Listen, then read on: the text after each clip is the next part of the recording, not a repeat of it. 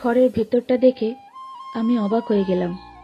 সারা ঘরটা ফুল দিয়ে সাজানো, আর বিছানাটা খুব সুন্দর করে গোলাপ আর রজনীগন্ধা ফুল দিয়ে পরিপাটি করে সাজিয়ে রাখা। গোটা ঘরটা ফুলের সুগন্ধে মোমো করছে।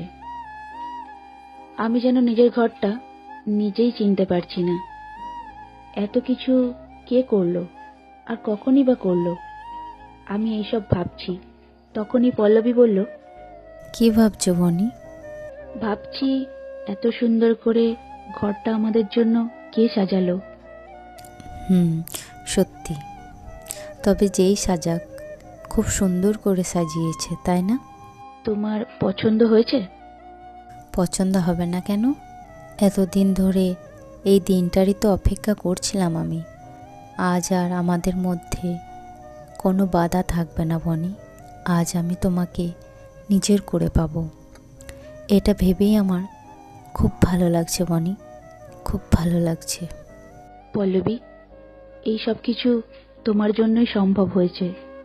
তুমি যদি আমাকে এই বিপদ থেকে বের করে না আনতে, তাহলে বাকি জীবনটা আমাকে জেলখানার অন্ধকারেই কাটাতে হতো। কিন্তু খারাপ কিছু তো হয়নি বনি, তুমি আর এসব ভেবো না। অনেক বাধা বিপত্তির পর আজ আমরা এক হতে পেরেছি। আজ থাক না ওসব কথা। আজ শুধু তুমি, আমি আর আমাদের ভালোবাসার কথা বলবো। এসো আমার কাছে। এরপর আমি বনিকে খুব শক্ত করে নিজের সাথে জড়িয়ে ধরলাম। সারা জীবন এভাবেই আমার পাশে থাকবে তো পল্লবী? থাকবো বনি, তোমাকে যে আমি বড্ড বেশি ভালোবাসি গো। তোমার কোনো ক্ষতি আমি কখনো হতে দেব না। সারা জীবন এভাবেই তোমাকে নিজের বুকে আগলে রাখবো Boni. I love you. I love you too, কুমড়োর ঘ্যাঁট। কি বললে? আমি কুমড়োর ঘ্যাঁট? পল্লবী, ভালো হচ্ছে না কিন্তু। তাই বুঝি? তাহলে চলো এবার ভালো কিছু করি। কি কি করবে? কি হচ্ছে পল্লবী? আদর হচ্ছে বনি, আদর। খুব তাড়া তোমার, তাই না? আমার আর তর সইছে না বনি। এবার তো আদর করতে দাও। কাছে এসো প্লিজ। এরপর পল্লবী আমাকে বিছানায় ঠেলে ফেলে দিল আর আমার ওপর চড়ে বসলো। তারপর আমার ঠোঁট দুটো নিজের দখলে নিয়ে নিল।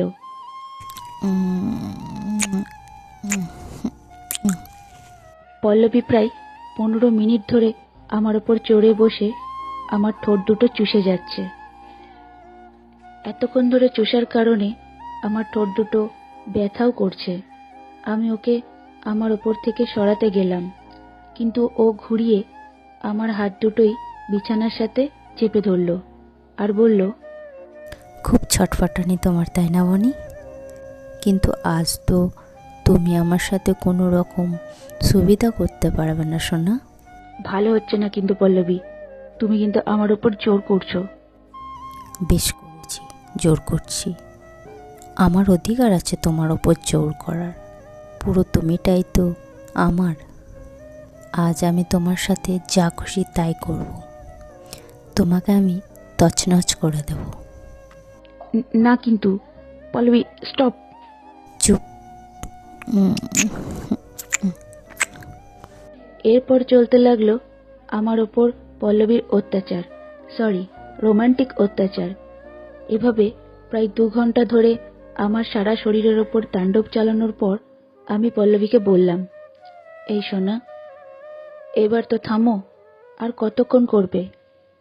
আজ তো সারা রাত খেলা হবে সোনা। মানে কি? কটা বাজে দেখেছ? ঘুমাবে না নাকি? বাসর রাতটা কি ঘুমানোর জন্য শুনি? হ্যাঁ, আমার ঘুম পাচ্ছে, আমি ঘুমাবো।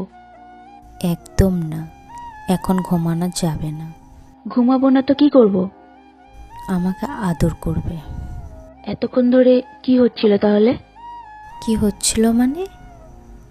এইটুকুতে কি হয় নাকি? আমার সারা রাত আদর চাই। আচ্ছা, খুব গরম তোমার, তাই না? আজ তোমার সব গরম আমি ঠান্ডা করে দেবো। বলে আমি ওকে আমার বুকে টেনে নিলাম। তারপর উম, উম, উম, উম, আহ, আরো শক্ত করে জড়িয়ে নাও না বনি, আমাকে তোমার শরীরের সাথে মিশিয়ে নাও। পল্লবীর এমন উৎসাহে আমার সারা শরীরে আরো শিহরণ শুরু হয়ে গেল। আমি পল্লবীর সারা শরীরে আদর করতে লাগলাম। আদরের উন্মাদনায় দুটো শরীর মেতে উঠল। উত্তেজনাবশত পল্লবী আমার কানে ফিসফিস করে অশালীন ভাষা বলতে লাগলো, যেটা শুনে আমি আরো উত্তেজিত হয়ে উঠলাম। নিজের সবটুকু জোর দিয়ে পল্লবীকে আদর করতে লাগলাম। আরো জোরে চাপ দাও। আহা, আরো জোরে, তাই না? নাও এবার, নাও। আরো করো বনি, করতে থাকো। আমি খুব আরাম পাচ্ছি। আই লাভ ইউ বনি, আই লাভ ইউ। এভাবেই অনেকক্ষণ চলার পর আমরা দুজনেই ক্লান্ত হয়ে পড়লাম আর একে অপরকে জড়িয়ে ধরে শুয়ে পড়লাম। আমার কপালে চুমু দিয়ে পল্লবী বলল, এভাবেই সারা জীবন আমার হয়ে থেকো বনি, তোমাকে ছাড়া আমি আর কিছুই চাই না। থাকবো সোনা, আমি সারা জীবন তোমারই থাকবো। হুম। এরপর বনি আর কিছু বলল না, আমার বুকে মাথা রেখে চুপ করে শুয়ে রইল।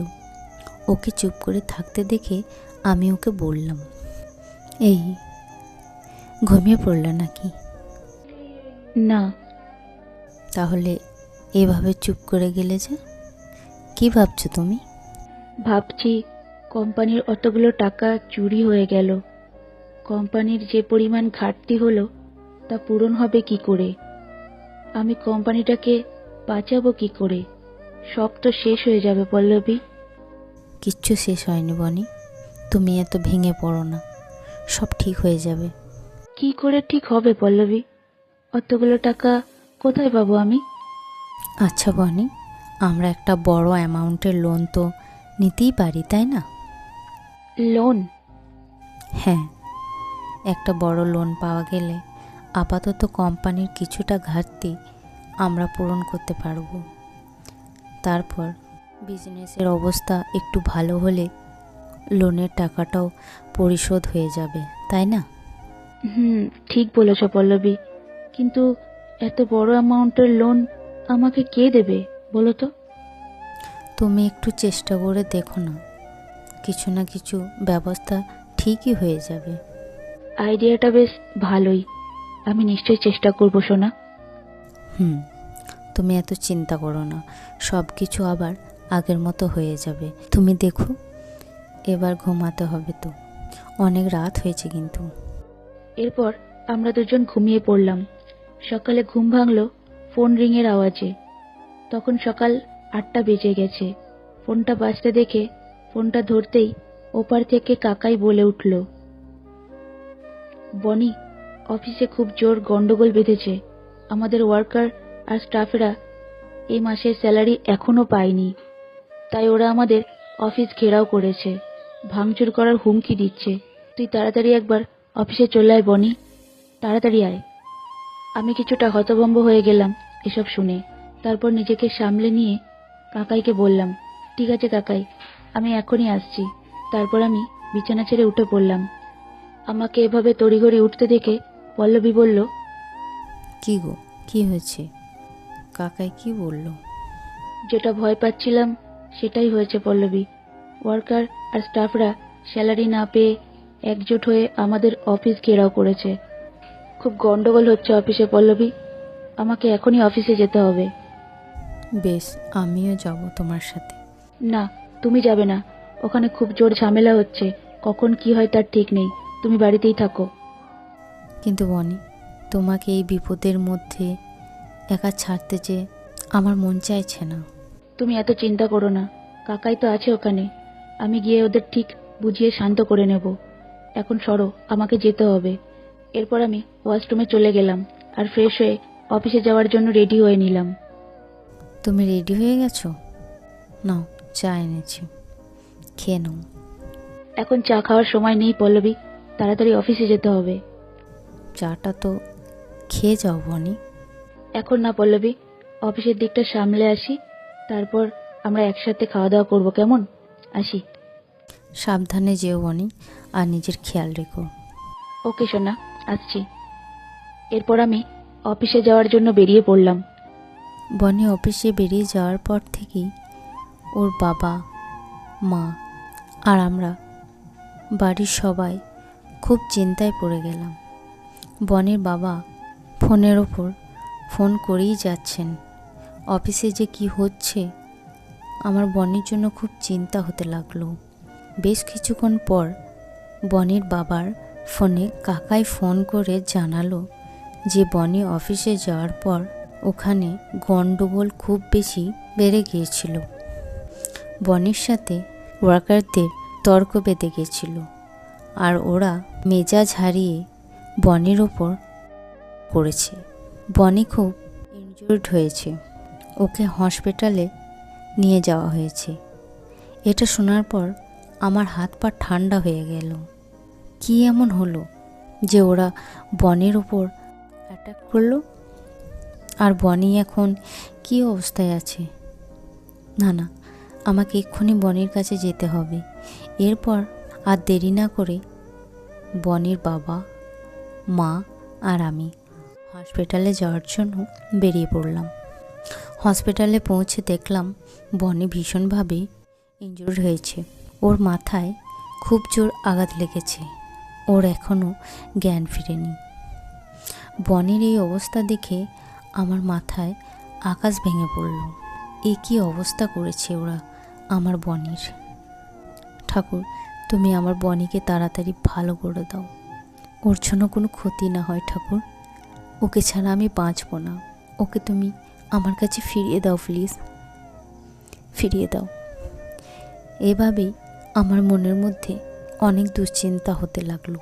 দিন গড়িয়ে রাত হলো, বনির এখনও জ্ঞান ফিরেনি। সারাদিনে বনির বাবা, মা অনেকবার আমাকে কিছু খেয়ে নিতে বলেছে, কিন্তু বনির জ্ঞান না ফেরা পর্যন্ত আমার গলা দিয়ে কিছু নামবে না।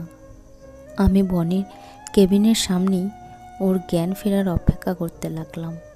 তো বন্ধুরা, বনির কি আদৌ জ্ঞান ফিরবে? কি হবে এবার বনির?